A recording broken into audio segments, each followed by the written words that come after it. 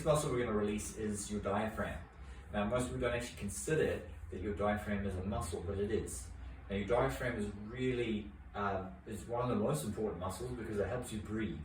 When it contracts, it expands your lungs, and then that causes the oxygen to come into your lungs. And then when you relax it, you essentially when you relax that muscle, the lungs contract and then it pushes them out. So this tends to get really tight when we sit a lot, when we have poor lifting techniques, when your spine gets jammed up, and when we get stressed. This is a huge muscle for in terms of stress. So it's really good for you if you can release it. Now, you don't really actually need any tools for this. I mean, you can use tools, but I actually prefer to just use my fingers. And what we want to do is you want to come down to the bottom of the ribs, and you're going to start right at the top underneath your xiphoid process. You don't actually want to push on the bone, that won't help you. And you want to get underneath it. Now, I actually prefer to do this lying down, because with your knees up, because what it does is it helps you relax some of this tissue through your abdominal muscles. If you straighten your legs, it's going to increase the tension. If you shorten it, it's going to help decrease that tension. And what we're going to do is we're going to basically probe with our fingers, and we're going to look for where, again, we are tightest. Now, I tend to be tight right at the top here, and so what I'm going to be looking at doing is just taking I'm going to push in, almost like I'm trying to get my fingers underneath my ribs. I'm going to take a big breath in, and I'm going to breathe out, and I'm just going to drag that down slightly. And the same thing again.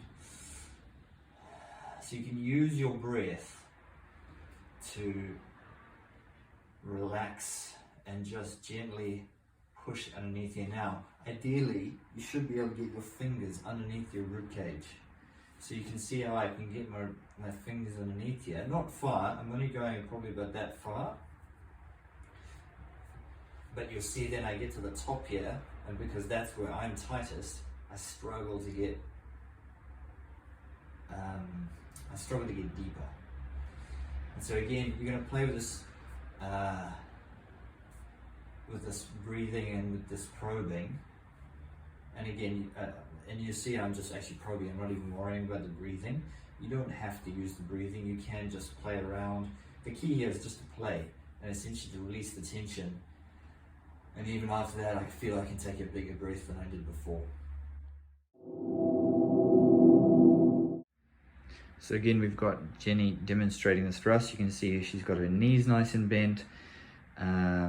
She's closed her eyes so that she can relax and so that she can focus on what she's finding and what she's feeling.